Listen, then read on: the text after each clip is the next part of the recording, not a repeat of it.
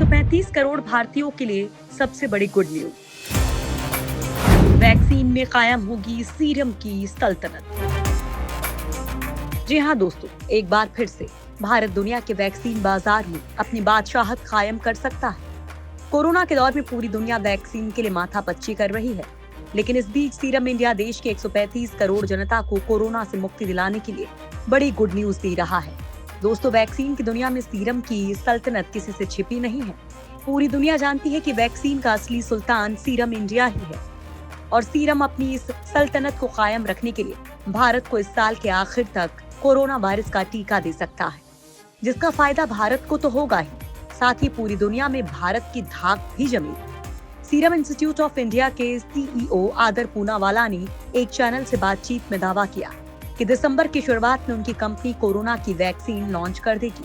दोस्तों, ये एक बड़ी खबर है। इस वैक्सीन के बन जाने से भारत को एक बड़ा फायदा होगा, क्योंकि सीरम इंस्टीट्यूट ने ऑक्सफोर्ड यूनिवर्सिटी के साथ वैक्सीन उत्पादन का करार किया है। इस करार के मुताबिक वैक्सीन के आधे डोज भारत को ही मिलेंगे। पूनावाला ने दावा किया है कि कंपनी 2 हफ्ते के अंदर वैक्सीन का ट्रायल शुरू करने जा रही है। ये ट्रायल आईसीएमआर के साथ साझेदारी में किया जाएगा और अगस्त के अंत तक वैक्सीन बनाने का काम शुरू कर दिया जाएगा। कंपनी भारत और कम आय वाले देशों के लिए कोविड-19 वैक्सीन की 100 मिलियन डोज तैयार कर रही है। इस वैक्सीन की कीमत भी भारत में महज 255 रुपए होगी। सीरम इंस्टीट्यूट ऑफ इंडिया विश्व की सबसे बड़ी वैक्सीन निर्माता कंपनी है। दुनिया की 60 से 70% वैक्सीन का उत्पादन यहीं होता है। सीरम इंस्टीट्यूट 1.5 बिलियन वैक्सीन के डोज हर साल बनाती है। जाइडस बनाएगा वैक्सीन के 100 मिलियन डोज। दोस्तों, भारत में जिन 2 वैक्सीन पर काम चल रहा है, उनमें से एक जाइडस कैडिला की भी वैक्सीन है।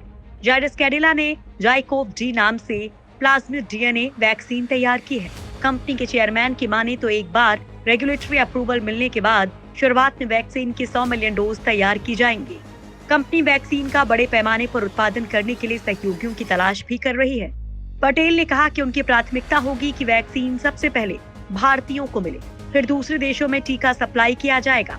अभी तक सरकार ने जाइडस के साथ वैक्सीन के लिए किसी तरह की डील नहीं की है। वहीं जाइडस की वैक्सीन का दूसरे फेज का ट्रायल कुछ दिनों में शुरू होने वाला है। दूसरे फेज के ट्रायल में करीब 1000 लोगों को वैक्सीन दी जाएगी। कंपनी को उम्मीद है कि वो मार्च 2021 तक अपनी वैक्सीन बाजार में उतार देगी। तीसरे फेज के ट्रायल में चीन की 3 वैक्सीन। दोस्तों, इस वक्त अगर हम दुनिया की बात करें तो रूस ने बाजी मार ली है, लेकिन बात थोड़ी हमारे दुश्मन पड़ोसी यानी कि चीन की भी कर लेते हैं, जिनकी वैक्सीन दूसरे पायदान पर चल रही है। याद रखिए कि वैक्सीन के मामले में यानी कि उसे बनाने के मामले में भारत दुनिया का सबसे बड़ा देश है और भारत का इस मामले में मुकाबला चीन से ही है। लेकिन जिस तरह रूस, ब्रिटेन और अमेरिका ने बढ़त बनाई है, वो भारत के लिए ही अच्छा है, क्योंकि कहीं ना कहीं इनका सीधा जुड़ाव भारत से है। वैसे चीनी कंपनी के इनसिनो के शुरुआती ट्रायल्स के नतीजे शानदार रहे हैं। वैक्सीन सेफ भी बताई जा रही है और इम्यून रिस्पॉन्स ट्रिगर करने में कामयाब रही है। ये वैक्सीन आम सर्दी जुकाम वाले वायरस से बनी है। अब ये वैक्सीन इंसानों पर ट्रायल के लिए आखिरी दौर में है। सऊदी अरब ने इस टीके का अपने यहाँ 5000 वॉलंटियर्स पर टेस्ट करने की योजना बनाई है। ये ट्रायल रियाद, मक्का और दम्माम में होंगे। इसके अलावा चीन की सिनोवैक कंपनी की वैक्सीन के शुरुआती नतीजे भी बेहतरीन रहे हैं। ये एक इनएक्टिवेटेड वायरस वैक्सीन है। पिछले महीने ब्राजील में इसका फेज 3 ट्रायल शुरू हो चुका है। कंपनी का कहना है कि उसकी कोविड वैक्सीन ने बंदरों में एंटीबॉडी डिपेंडेंट एनहांसमेंट ट्रिगर नहीं किया है। इसके ट्रिगर नहीं करने से वैक्सीन देने पर वायरस और खतरनाक हो जाता है। कंपनी का कहना है कि इसके खतरे को फेज 3 ट्रायल में मॉनिटर किया जाएगा। वहीं चीन की सरकारी कंपनी सिनोफार्म ने कोरोना वायरस के इनएक्टिवेटेड पार्टिकल्स का इस्तेमाल करके 2 वैक्सीन बनाई हैं। कंपनी ने फेज 3 ट्रायल के लिए यूएई की सरकार और ग्रुप 42 हेल्थ केयर से डील की है। कंपनी दोनों वैक्सीन का करीब 15,000 लोगों पर ट्रायल करेगी। चीन ने उड़ाई WHO के नियमों की धज्जियां। मंजूरी के बिना सैनिकों को दी वैक्सीन की डोज। दोस्तों, दुनिया को कोरोना देने वाला चीन अब वैक्सीन को लेकर भी अपनी दादागिरी दिखा रहा है। चीन की वैक्सीन अभी ह्यूमन ट्रायल के तीसरे चरण में है, जिसके नतीजे अभी आना बाकी हैं। लेकिन वैक्सीन बनाने की रेस जीतने के चक्कर में अंधे हो चुके चीन ने अपने सैनिकों को इस वैक्सीन की डोज देनी भी शुरू कर दी है। विश्व स्वास्थ्य संगठन की रिपोर्ट के मुताबिक दुनिया में जिन वैक्सीन का ट्रायल चल रहा है, उन 21 वैक्सीन में से 8 चीन की हैं। चीनी सेना एक और वैक्सीन को बनाने में मदद कर रही है।